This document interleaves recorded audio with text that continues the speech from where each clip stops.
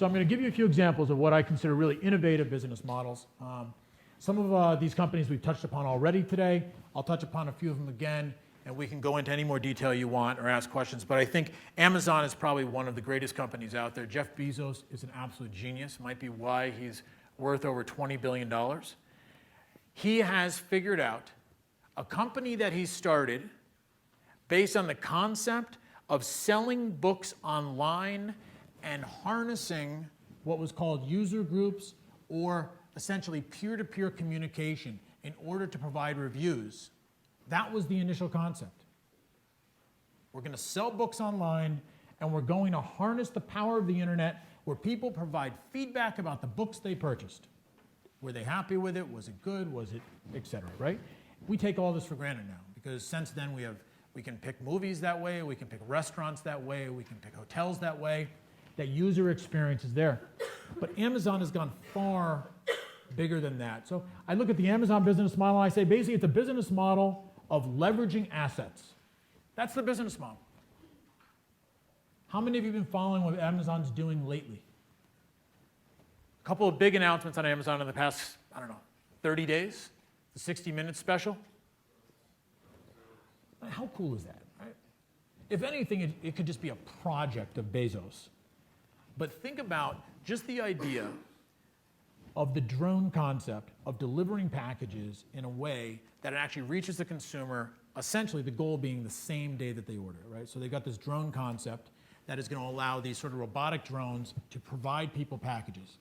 Now, we all know there's lots of red tape there. You've got FCC, you've got the approval of the FAA. You've got all these other governmental issues. But the fact that they are thinking that far out of the box, think about this. I'm going to use that example before. Imagine if Jeff Bezos walked into his investors and said, yo, dude, I need some money because I got this idea. We're going to sell books online, and people are going to tell us whether they like the books or not, which will then enforce whether we sell more books or not, or we carry that author anymore. And then soon we're going to have drones delivering stuff. It's crazy. What can't you buy on Amazon right now? It's amazing. I can buy tools on Amazon. I can buy anything on Amazon. The drones is one thing. The latest one that came out this week was fantastic. What was the other release that they were talking about today, this week regarding Amazon? I'm sorry, say it louder. Exactly. Did you hear the new word that came out for this? This is definitely going to be one of those things that's in the 2014 anticipatory. So it's anticipatory sort of consumer something or other, right? So I don't even remember what it is. I just heard it this week. I loved it. This is going to be one of those things that at the end of this year, it'll be the new word that falls in, to the dictionary. The concept that they know so much about us that they can actually begin to anticipate what we might buy. Very similar to how Google is a data company. They can anticipate what we're going to click on next. Right? Google could pretty much tell so much about you just on what you're clicking on next and the speed at which you do it and how long you spend on a website. Amazon does exactly the same thing. We all go on to Amazon now, and it'll say, other people that purchased that product also bought these 8. Or, here is your last purchases. Here's some recommendations for you. It's gotten so good that it's so much better. I don't even understand why people do junk mail anymore. It blows my mind. Like, who? I get stuff in junk mail for, clearly not my demographic, right? I mean, stuff that might be perfect if I was a 17-year-old girl or an 88-year-old guy. I'm like, why are they advertising that to me? Right? It's amazing. It's like, even when it just shows up, it gets in my mail. I'm talking about inbox, right? So this stuff comes in, you think like, what a wacky way to make money. Amazon's got it down. They recommend things that make sense to me because they take a look. I've been an Amazon member for years. They can say, listen, these are the kind of books this guy's ordered. This is the kind of music he's ordered. This is the kind of other stuff. Hey, we have some recommendations. They're not recommending to me silly things that just don't make sense. So now Amazon going to this next approach, which is absolutely, it's so MIT-ish, I loved it. It is algorithmically driven. It is anticipatory shopping, that anticipatory experience, where they actually believe that they are going to reach a point where they have such familiarity with you that they have an idea what you are likely to buy next based on prior purchasing habits, based on the time of day, the time of year, you name it. that what they're envisioning is that they will actually begin to ship those things to the closest warehouse to you and deliver them to you that day or the following day. It's mind-boggling. All around data. Amazon's incredible. They're leveraging assets. Apple, we could talk about them for years. Has anybody here seen the Steve Jobs movie? I just watched that coming back from California last week. That thing, what a fantastic movie. And Ashton Kutcher did a fantastic job as Steve Jobs. But the genius of this guy really spoke about why Apple succeeded. And it was a great story about how he started and got kicked out and came back. But it's really providing convenient solutions. Apple is about quality design and stuff better work the first time. When you plug it in, it better sync. When you go to the App Store, it better be there. It better download. If it doesn't, I mean, it's incredible how good they are. It's all about convenience. That is a totally different model than virtually every other computer company out there, right? Dell's a great company, has a different model, right? We're going to build it custom. You tell us what you want in it. We're going to modify it any which way you wish, and we're going to ship it to you. It's not the Apple model. Who would have thought years ago, many of you may not even remember, but years ago, there was no such thing as Apple stores. Right? How do you buy an Apple computer? Well, you bought it primarily online. There were very few distributors of Apple computers. Apple started off selling to large school systems and others. And now the Apple store is as common in cities in the United States and towns as a Starbucks. What a different model that is. Totally mind-boggling. When most people were moving away from retail, box stores, those expensive locations, and moving to everything being internet, Apple said, no. We want to be closer to the consumer. We want the experience to be superb. We want them to be part of this experience. They've then opened stores, and they're making tremendous money doing that. Who knows Etsy? These guys are cool, aren't they? What a neat idea, sort of doing good on a global basis. I mean, something that could never have been done years ago. A business model where they basically figured out ways to harness the power of creativity, the power of different parts of the world, people living in small villages building beautiful things that would never be seen outside of probably a 500-mile radius of their village, if that, are now part of this very special network where they can build things, you can go online and you can purchase them, and a very small piece is kept by Etsy, and most of it goes back to the artist, to that individual. It's phenomenal. The thought that somebody sitting in Peru or Uganda or somebody sitting in a far part of Russia that builds beautiful things is actually selling them to people sitting in Japan or in Paris or in Boston. It's absolutely incredible. Other innovative models, Zara is probably my favorite. Everybody here knows Zara at this point. I love Spain and I love Zara. They're an absolute mind-boggling story. Who thought one company could innovate an industry that has been as stagnant and without innovation as the fashion industry? The fashion industry has operated the same way for about 100 years. They have models, they have designers, they have magazines. The only innovation that's actually hit the fashion industry is they sell some stuff online. They outsource manufacturing. They've been doing that for 75 years. They have expensive, high-paid designers. And they basically have a distribution channel through retail. It's been exactly the same way. The challenge is that many people who want high fashion can't afford high fashion. These guys came in and revolutionized the market, and their business model was harnessed and built around time to market. That is the business model. They put people at every fashion show that's important. They're in New York, Paris, Milan, everywhere.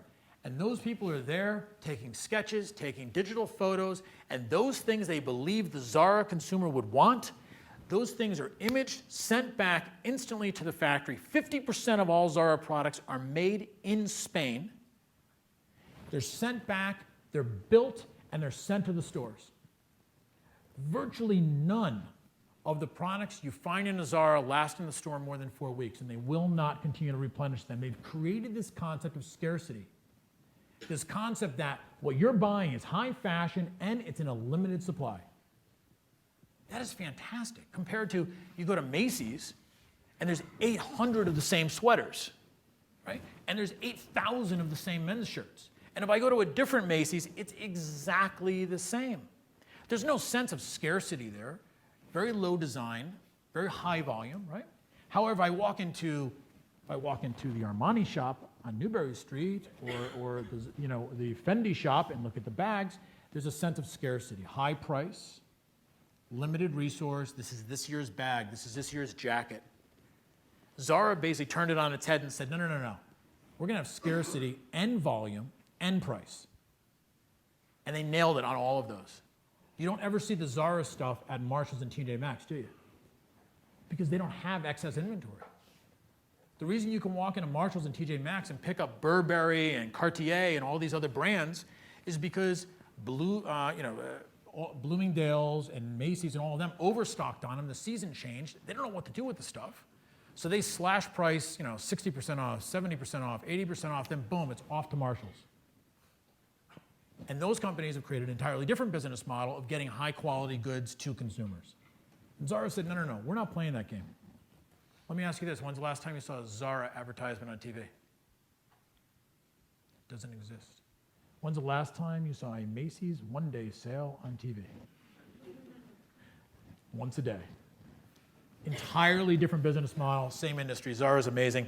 I'm going to finish off these with Gillette, who's absolutely just fantastic.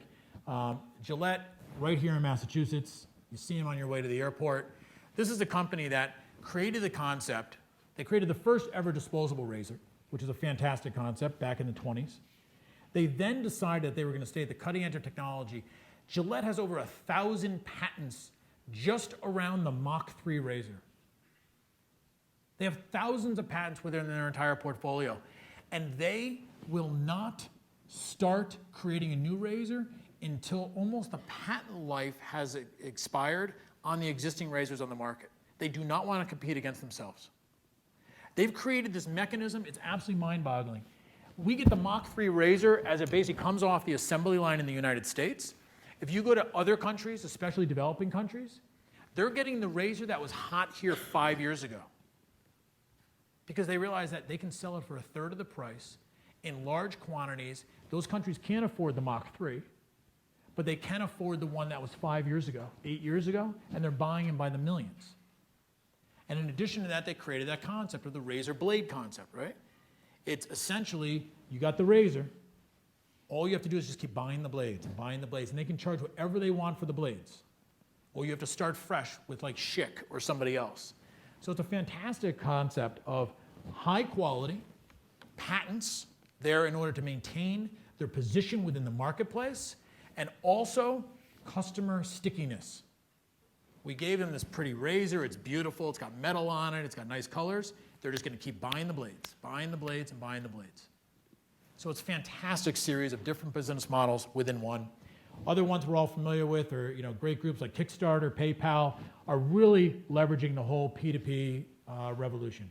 It's absolutely amazing what you see. Craigslist is a fantastic example of that. Their website is about as sexy as the Google page. There's really nothing attractive about it, but it's an incredibly successful business. We talked about Dell. They built their entire success around the just-in-time concept. We're going to build a computer exactly the way you want it. In addition to that, you've got sort of the one-day, one-deal business model. We're all familiar with our inbox. It's full of Living Social and Groupon and all of these other groups. In addition to that, you've got other groups like Priceline, which I think is a phenomenal model. And really unique advertising, too. They've taken an approach, unlike a lot of these groups here, who you never see on TV. Priceline has taken the approach of using somebody like Shatner or other people that basically get them excited about, you set your price, you're in control. And some of us love that, right? Some people love Priceline. I have friends that use Priceline all of the time. Some of us just jump on and we just go to Expedia.com, we book our hotel. Or we go to the new one, Hotel Tonight, which is my favorite app, especially when I'm going to different cities. You jump on a Hotel Tonight, entirely different model. They only list hotels after 12 o'clock in the afternoon. They cut these special deals with the hotels for that night. So you wind up staying at fantastic places because they knew at 11:55 they had availability. They released the rooms to Hotel Tonight. Hotel Tonight kills Hotels.com and other ones that day. Might not be the way to book a 7-day vacation, but if you're looking for 2 nights in New York City, it's phenomenal. It's all on your app, not on the website. You can't even do it on the website. Uber's another fantastic example of that. Instant gratification, car service quality, not a taxi cab, all web-based, all app-based.